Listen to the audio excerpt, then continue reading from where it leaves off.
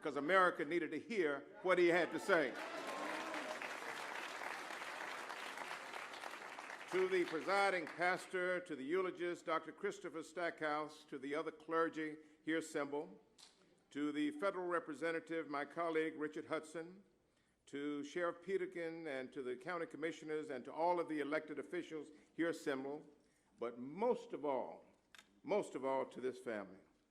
I've come today to extend condolences to this family, the George Perry Floyd Jr. family, on behalf of the 55 men and women of the Congressional Black Caucus, led by Congresswoman Karen Bass of California.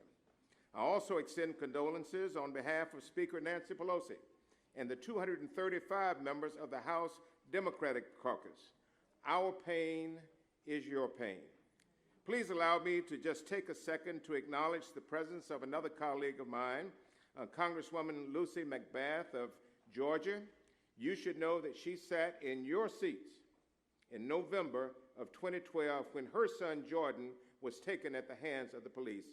Congresswoman, would you please stand? Please give her a hand.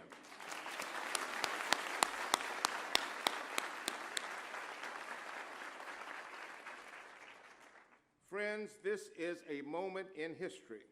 We've seen images on the television screen over the last few days that clearly demonstrate that America is grieving. Not just Black America. America is grieving. Not a single person has stepped forward and said that 8 minutes and 46 seconds was justified. It was a police murder by any definition. You should know that the Congressional Black Caucus has been working for years on the issue of police accountability. We have worked tirelessly on issues of systemic racism, issues of poverty and education and voting rights. The congressional record will show that we have made modest progress in a few of these areas, but far, far from where this nation should be. Pastor, over the past 10 days, the Congressional Black Caucus has engaged in extensive meetings with the Democratic leadership on the importance of decisive and quick legislative action to end the pervasiveness of police misconduct. Speaker Pelosi authorized the Congressional Black Caucus to develop the first draft of a legislative response to this police murder and other murders that we all know about so painfully. On Monday, 2 days from now, Democrats, Black, white, brown, and Native, will stand on the steps of the United States Capitol. We will unveil our legislation. We will march into the Capitol to introduce this legislation. And on Wednesday, I promise you, family, I promise you, America, on Wednesday, the Committee on the Judiciary will conduct a hearing on our bill and prepare legislation for a floor vote by the end of June, and I pray that the vote will be 435 to 0.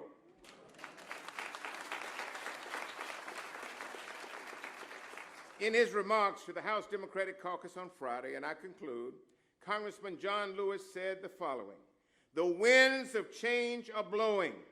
Great change," he said, "is coming," end of quote. To the Floyd family, I've seen you on television all week. God bless all of you. I've seen all of you. You were so eloquent in Minneapolis.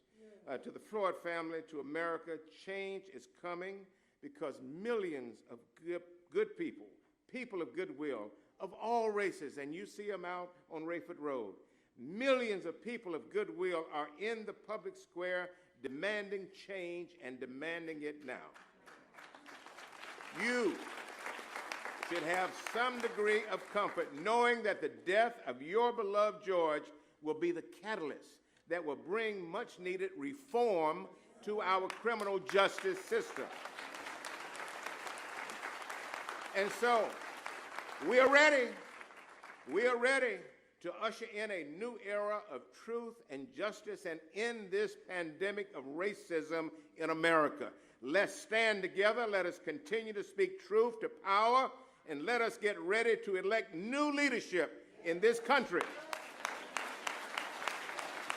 New leadership in this country that will take this country to a better place. Thank you. God bless you.